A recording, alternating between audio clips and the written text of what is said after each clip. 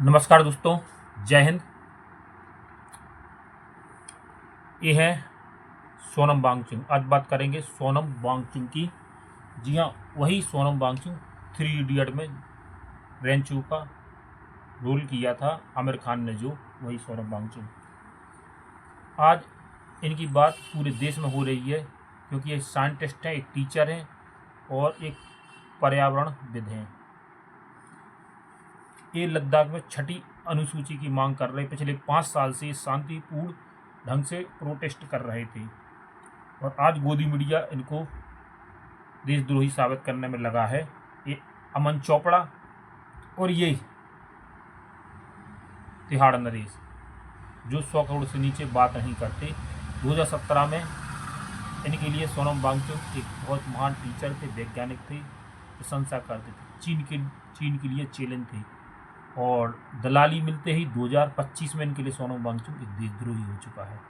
पूरा गोदी मीडिया इनको साबित करने में लगा है, बिके हुए पत्रकार। और मामला क्या है कि 5 साल से ये प्रोटेस्ट पर बैठे थे लद्दाख के लिए। लद्दाख को 6ठी अनुसूची की मांग कर रहे थे, लद्दाख को अलग से अलग राज्य। 370 हटने के बाद लद्दाख में 5 जिले बनाए थे, खुश भी हुए थे और उन्होंने तारीफ भी की थी इसके लिए नरेंद्र मोदी की, इसलिए तो गोदी मीडिया की तारीफ करता था।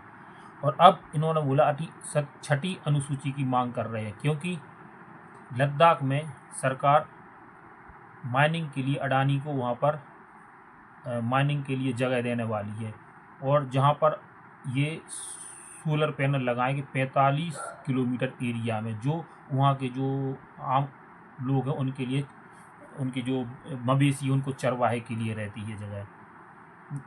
तो इस तरह से वहाँ की जो मूल संस्कृति ख़त्म होगी। यहाँ उनके लिए यहाँ से दूसरे लोग जाएंगे, वहाँ पर बसेंगे, वहाँ बड़ी मात्रा में उद्योग लगेंगे, जिससे वहाँ की संस्कृति ख़त्म होगी, इनका इन्वायरमेंट भी ख़त्म होगा। और इन्होंने पहले सचेत किया, वहाँ पर अगर माइनिंग होती है, बड़ी कंपनी लगती है, तो कार्बन उत्सर्जित होने के कारण वहाँ पर बहुत तेज़ी से जलवायु परिवर्तन होगा और ग्लेशियर पिघलेंगी, जिससे आने वाले समय में कई नदियाँ सूख जाएंगी।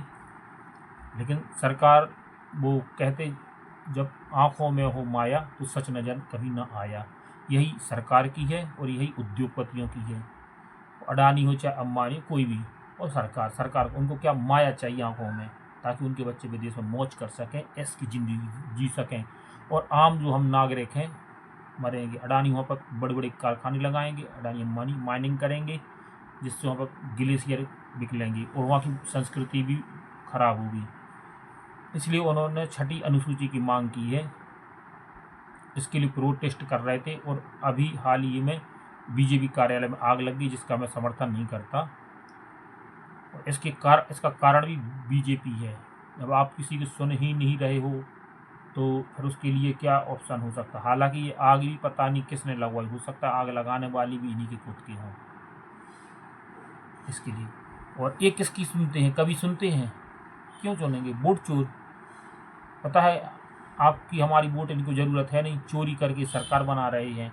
तो इनको ना लद्दाख वालों की सुनना, ना बिहार की सुनना। जो हमारे जो रिटायर फौजी हैं वो भी अपनी मांग कर रहे थे, उनको परमानेंट करने की संविदा पर थे, और भी बहुत सारे लोग हैं।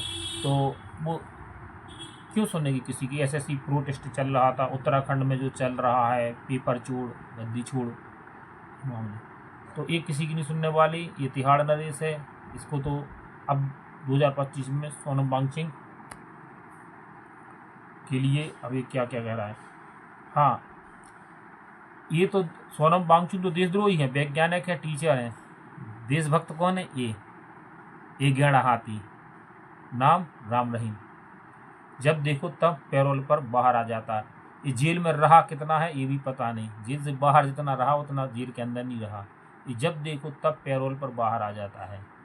देशभक्त कौन है? ये काणा लाला हरामदेव, ये देशभक्त है।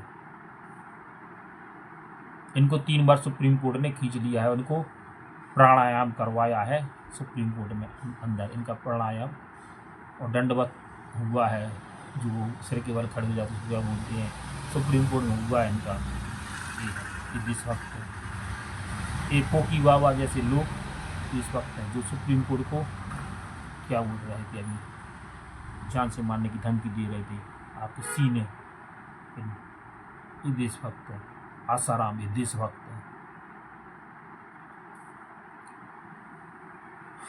अब इस मामले में आगे क्या होता है अभी देखा जाएगा। सोनम वांगचुक की पत्नी ने बोला भी है इस पर, और भी लद्दाख से प्रोटेस्ट चल रहे हैं। अब इसमें क्या खबर आती, क्या आगे बढ़ता है मामला, देखा जाएगा। सरकार तो झुकने वाली है नहीं, सरकार को वोट चोरी से बन रही है। आपकी इस पर क्या प्रतिक्रिया है कमेंट करके बताइए। चैनल को लाइक कीजिए, सब्सक्राइब कीजिए। तब तक स्वस्थ रहिए। जय हिंद।